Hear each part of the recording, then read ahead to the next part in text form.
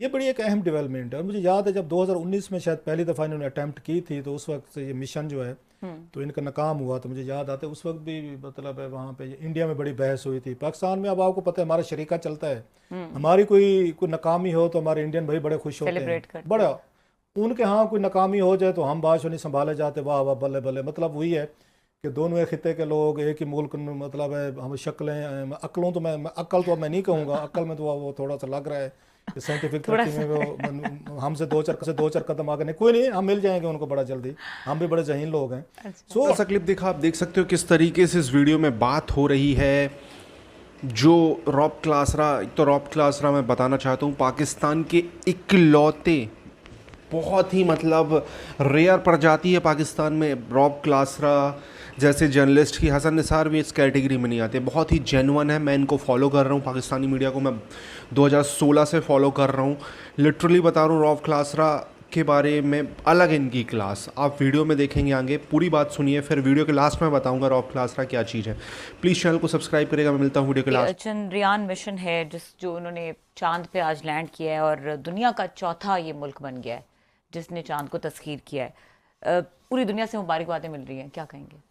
दो तीन चीज़ें अभी उस पर भी हमने आना है, बटग्राम वाली स्टोरी फॉलो अप भी करना है, उस पर कंट्रोवर्सी चल रही है अभी, किसने रेस्क्यू कराया और किसने नहीं कराया, उस पर भी बात करेंगे ज़रा। ये बड़ी एक अहम डेवलपमेंट है और मुझे याद है जब 2019 में शायद पहली दफ़ा इन्होंने अटैम्प्ट की थी तो उस वक्त ये मिशन जो है तो इनका नाकाम हुआ। तो मुझे याद आता है उस वक्त भी मतलब है वहाँ पे इंडिया में बड़ी बहस हुई थी। पाकिस्तान में अब आपको पता है हमारा शरीका चलता है, हमारी कोई कोई नाकामी हो तो हमारे इंडियन भाई बड़े खुश होते हैं, सेलिब्रेट करते बड़ा। हैं। उनके यहाँ कोई नाकामी हो जाए तो हम बादशाह नहीं संभाले जाते, वाह वाह बल्ले बल्ले। मतलब वही है कि दोनों एक खिते के लोग एक ही मुल्क में, मतलब है हम शक्लें अक्लों तो मैं अक्ल तो अब मैं नहीं कहूँगा, अक्ल में तो वो थोड़ा सा लग रहा है कि साइंटिफिक थोड़ा तरक्की सा। में वो हमसे दो चार कदम आगे नहीं, कोई नहीं, हम मिल जाएंगे उनको बड़ा जल्दी, हम भी बड़े जहीन लोग हैं। अच्छा। सो हमारे यहाँ बड़ी खुशियाँ मनाई जाती हैं, उनके यहाँ भी हमारे यहाँ भी। लेकिन अच्छी चीज़ ये चली है कि आज बहुत सारे लोगों ने पाकिस्तान में भी ट्रेंड चलाया है, उन्होंने मुबारकबाद दी है उनको, इंडिया को दी है। मुझे नहीं पता उस पर स्टेट लेवल पे दी गई है नहीं दी, प्राइम मिनिस्टर ने या किसी और ने या कोई हमारे, आई डोंट नो, मैं वो मैंने नहीं देखी। ये कटसी होते शायद नहीं दी होगी। बात वही है कि जो हमारे हमारे दुश्मन है, हमारे मुखालिफ मुल्क के हैं।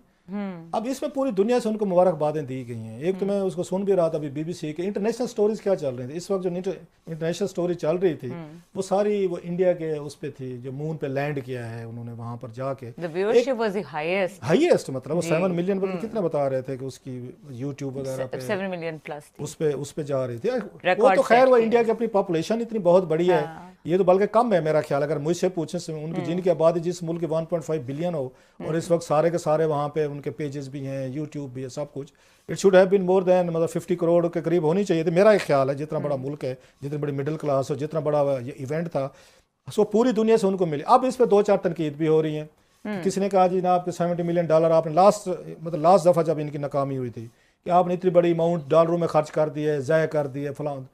वो इंडिया ने इसको इवन ज़ाय करना भी समझे अफोर्ड कर सकते हैं। जिनके $500 बिलियन से रिजर्व पड़े हो ना, वो $100 मिलियन, $150 मिलियन, $200 मिलियन को आगे पीछे तजर्बों में खर्च कर सकते हैं।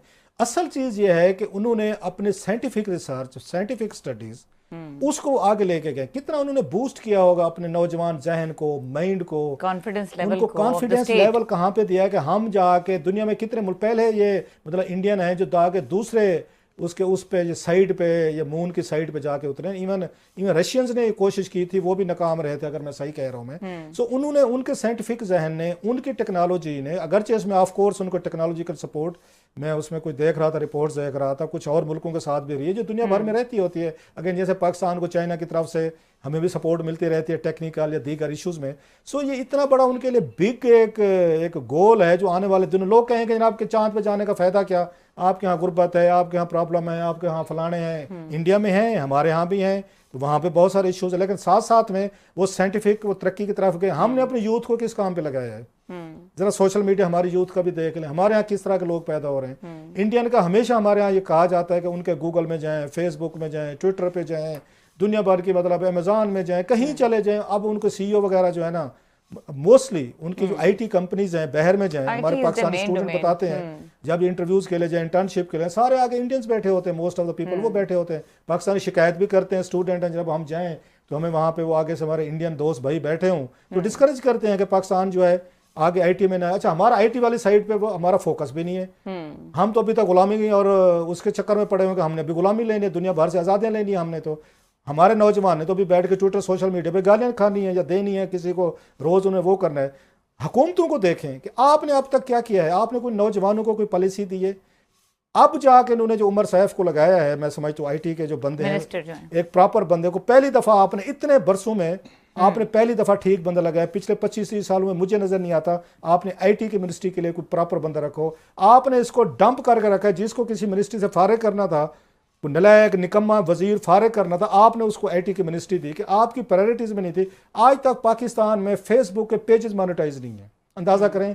और इंडियन जो है इस मामले में उसमें आके मिलियंस ऑफ डॉलर्स कमा रहे हैं। साहब अगर इजाजत दें तो मैं आपको बताऊं, हमारा चांद नहीं एक दिन निकलता, वो चांद पे पहुंच गए हैं अभी तो हम इस पे। ये बड़ा अच्छा कमेंट है, हमारा चांद नहीं मिलता, हमें अगले चांद पे पहुंच गए। हम यहाँ पे दूरबीनें लगा के इसके बाद पूरा मुल्क ना एक हंगामे का शिकार होता है कि चांद नजर आया नहीं आ रहा। हमसे चांद नजर नहीं आ रहा, अगले चांद तक पहुंच गए हैं। बल्कि इंदा उन्हीं को फोन करके पूछ लिया करेंगे साथ वालों को, इतनी हमने तकलीफ करनी है कि निकला है कि नहीं निकला। सो हमने जिस तरीके की पॉलिसीज रखी हैं, हमने खित्ते में जिस तरह सिक्योरिटी स्टेट बना दी है, हमें हर एक से खतरा है। हमारा इस्लाम भी खतरे में है, हमारी रियासत भी खतरे में है, हमारे तल्लुकात भी खतरे में है। हर शय ये दुनिया का ऐसा इनसिक्योर हमने मुल्क बना दिया, इनसिक्योरिटी एट द पीक है कि आपने अपने नौजवान को आपने साइंटिफिक तरक्की की तरफ जाने ही नहीं दिया। आपने उसको कोई इंसेंटिव नहीं दिया, आपने उसको डायरेक्शन नहीं दी, आपने उसको इन्हीं पॉलिटिक्स में डाल के अपने बच्चे हमने बहर साहब ने सेटल कर लिए। अपने बच्चों को कोई मसला नहीं है, इसी कौम के बच्चों को गाली गलौज रुला रलू के एक को लैपटॉप देंगे, एक किसी को जनाब को आएंगे नारा दे देंगे, कोई किसी को कुछ कर कहेगा। सो उनकी कोई अगेन उनकी अचीवमेंट पे, इंडिया की अचीवमेंट पे हमें शरीके की तरह ये अफसुर्दा होने के बजाय बाद चीजों में आपको ये हेल्दी कंपटीशन है जो यहाँ पे हम रियल कंपटीशन, ये रियल कंपटीशन है, आपको करना चाहिए। और उन्होंने जितना भी अपने वसाइल से एक दफ़ा नाकाम है उन्होंने फिर किया है। आपके पास कोई नहीं, हमारे पास कोई ऐसी कोई सक्सेस स्टोरीज नौजवानों को बूस्ट करने के लिए। हमारे हंगामे देखें, हमारे जो इंस्टीट्यूशन थे, इदारे थे, उनकी प्रायोरिटीज़ देखें, हमारे सियासतदान देखें, सिविल मिलिट्री ब्यूरोक्रेसी की चीज़ें देखें, जो करने के काम थे हमने उस तरफ गए नहीं है। ऐसे ऐसे इश्यूज़ हैं हमारे पास, ऐसी ऐसी बातें हैं। आप मतलब अखबार पढ़ के देख लें, टीवी उठा के देख लें, ट्विटर देख लें, कोई लगता है आपको? अच्छा, यहाँ 65% हमें बताया जाता है यूथ है, हमारी नौजवान है हमारा। अच्छा क्लास साहब, हमारे नौजवान भी काम के, अभी अगर हम बडग्राम की बात करें तो ऐसा नहीं कह सकते कि पाकिस्तान में पोटेंशियल नहीं है, पाकिस्तान में लोग नहीं है। हिम्मत और हौसला मेरे ख्याल से हमारा एनविएबल है। तो इस पूरे वाक़े को हम कुछ कैसे देखेंगे, आप कैसे देखेंगे? मतलब ये है कि हमारे यहाँ ये कहा जाता है टैलेंट हमारे यहाँ बड़ा, भाई टैलेंट है तो भी नजर आए ना। हमारे यहाँ एक बड़ी बात कीजिए, पाकिस्तान में टैलेंट बड़ा है, होगा मान लेते हैं। मैं अगर ना करूँगा तो लोग मुझे आगे ऐसी तैसी का बिल्कुल टैलेंटेड हैं। तो ये रियासत फिर पीछे क्यों जा रही है? हमारी साइंटिफिक अचीवमेंट नजर क्यों नहीं? हमारी आईटी के एक्सपोर्ट जो है, इंडिया और चाइना की सिंपली देख लें किसी उनके एक्सपोर्ट का, इंडिया की 150 अरब डॉलर से आईटी के एक्सपोर्ट है, आपकी कितने फ्यू मिलियन डॉलर्स भी नहीं है।